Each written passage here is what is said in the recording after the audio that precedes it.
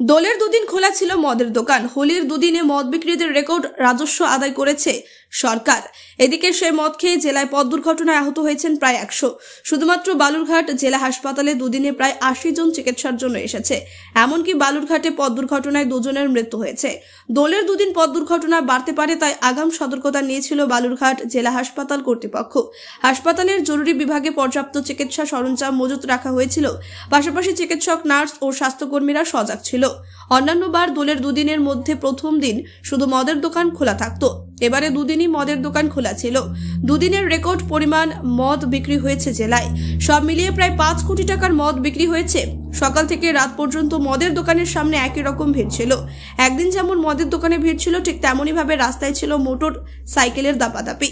শহরের মধ্যে বাইক চালানো নিয়ে প্রতিযোগিতার আকার নিয়েছিল। মদ্যপ অবস্থায় মোটর সাইকেল থেকে গাড়ি চালানো হয়েছে, যার কারণে পথ দুর্ঘটনার ঘটনাও অনেক ঘটেছে। প্রথম দিন কম পথ দুর্ঘটনা ঘটলেও দ্বিতীয় দিন সব থেকে বেশি পথ দুর্ঘটনা ঘটেছিল।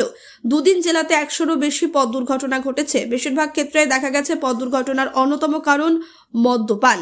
অন্যান্য বারও দোলের দিন দুর্ঘটনা অনেক বেশি ঘটে। সেই জায়গা থেকে বালুরঘাট জেলা হাসপাতাল কর্তৃপক্ষ বাড়তি ব্যবস্থা এবার নিয়েছিল। পাশাপাশি হাসপাতালের চিকিৎসক, নার্স ও স্বাস্থ্যকর্মীদের সতর্ক থাকতে বলা হয়েছিল। দোলের মধ্যে পথ দুর্ঘটনায় মৃত্যু হয় পতিরাম থানার ফরিদপুর এলাকার সুব্রত পাহানের, বয়স 19।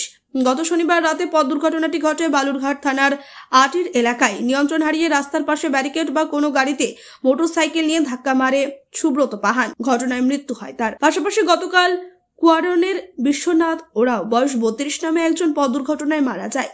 মৃতের বাড়ি বালুরঘাট থানার ময়ামারি এলাকায়। দোলের দুদিন, প্রথম দিন এবং দ্বিতীয় দিন হাসপাতালে কতজন অ্যাক্সিডেন্টের ভর্তি হতে এসেছিল এই ডিটেইলসটা বলুন। আমাদের বালুরঘাট ডিস্ট্রিক্ট হসপিটালে অ্যাক্সিডেন্ট কেস তো আসেই। তা এই উৎসবের দিনগুলোতে একটু বাড়ে, সেটার জন্য আমরা প্রিপেয়ারিতে ছিলাম। এবারে দেখলাম 14 তারিখে টোটাল এসছে 25, তার মধ্যে 10-15টা অ্যাডমিট হয়েছে। আর তারপরের দিন এসছে 48, তার মধ্যে 37টা অ্যাডমিট হয়েছে। আর রেফার মোটামুটি 7টা রেফার হয়েছে, যারা গুরুতর ছিল দুদিনে। সব লোকই বেশিরভাগ সব অ্যাক্সিডেন্ট, না এগুলো অ্যাক্সিডেন্ট কেস। এগুলো যেগুলো বললাম এগুলো অ্যাক্সিডেন্ট কেস। অ্যাক্সিডেন্ট কেস এমনি নর্মাল দিনে তো কিছু থাকে, তবে এই উৎসবের দিনগুলোতে সাধারণত বাড়ে। সেটা জন্যই আমরা প্রিপেয়ার ছিলাম এবং দেখলাম যে অনেকটাই বেড়েছে আর কি উৎসবের দিনগুলোতে। আমরা তাদের তৈরি ছিলাম এবং যথাযথ ব্যবস্থা নিয়েছি। এমনি কি মারা যাওয়ার ঘটনা কোনো? না, এখানে কোনো মারা যায়নি। একটা ক্রিটিক্যাল ছিল, রেফার হয়েছে। আরেকটা স্যার, মানে এরা কি বেশিরভাগই কি মদ্যপ অবস্থায় ছিল বা কিছু কিছু ক্ষেত্রে আমরা সার্জনদের সঙ্গে বা এসে কথা বলেছি, ইনটক্সিকেটেড ছিলই, বেশিরভাগ ক্ষেত্রে অনেক ক্ষেত্রেই ছিল। মানে এর থাকার কারণে কি অ্যাক্সিডেন্টটা? তা তো স্বাভাবিক এতে গাড়ি চালালে যদি নিয়ম মেনে কেউ গাড়ি চালায় বা এ করে, তাহলে তো অ্যাক্সিডেন্ট খুব কমই হয়। আমরা সাধারণত নিয়ম মেনে চালাই না, অবশ্য মধ্য অবস্থায় গাড়ি চালানো হয়। এগুলো তো অ্যাক্সিডেন্টের একটা মূল কারণ। কিভাবে মারা গেছিল? বাইকে অ্যাক্সিডেন্ট। কোথায় অ্যাক্সিডেন্ট হয়েছিল? এটা তেল পাম্পে, ওই জায়গাটা আটোর, আটোরে তেল পাম্পের উল্টো দিকে।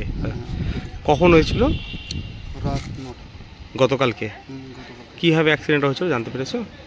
আমি তো জানি না, সকালবেলা উঠে ঘটনা শুনতে পাচ্ছি। ভাই কি মোটরসাইকেল নিয়ে এসেছিল বা কোথায় এসেছিল জানা গেছে কিছু? ওটা আমি বলতে পারবো। ভাই কি কাজ করতো? কোথায় বাড়ি তোমাদের? ফরিদপুর। কি বালুরঘাট হাসপাতালে মারা গেছে নিয়ে আসার পর? না, কালকে বলতে পারবো না। আজকেই জানতে পেরেছো তোমরা? ঠিক আছে, তোমার নাম কি? সঞ্জয় কুমার। বালুরঘাট থেকে মান্টু সিং এর রিপোর্ট, কুলিক নিউজ।